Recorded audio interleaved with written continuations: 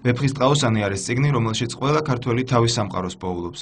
საკუთარი სამყარო გენიალურ ნაწარმოებში საერთაშორისო ქართული სკოლის მოსწავლეებმაც აღმოაჩინეს და საკუთარ ნამუშევრებში გააცოცხლეს.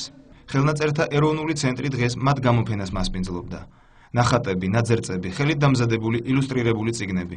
პატარებმა მხოლოდ და მხოლოდ ამ პოემის გავლენით შექმნეს. ჩვენთვის პირველ რიგში სიამოვნოა, რომ ხელნაწერთა ცენტრში იმართება ესეთი გამოფენები და ბავშვები ნელ-ნელა ეზიარებიან ვეფხისტყაოსანს და თან ხატავენ, იმიტომ რომ გადაწერა ეს ერთია და კიდე როდესაც ილუსტრაცია კეთდება ამისი და თან ბავშვის ახმით ეს ძალიან მნიშვნელოვანია. ძალიან მომწონს ეს ყველაფერი და დღეს ჩვენ ვდგათ ვეფხისტყაოსნის დღესასწაულს.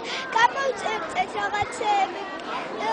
გამოვწერეთ ჩვენი გამოდერწილი ჩარჩოებში ჩავსვეთ ჩვენი სურათები გადაღებულები. ქართული ხელოვნების სკოლის მოსწავლეებმა ლიტერატურული კითხვაც მოაწყვეს და მაყურებელი რუსთაველის სამყაროში კიდევ ერთხელ ამოგზაურეს.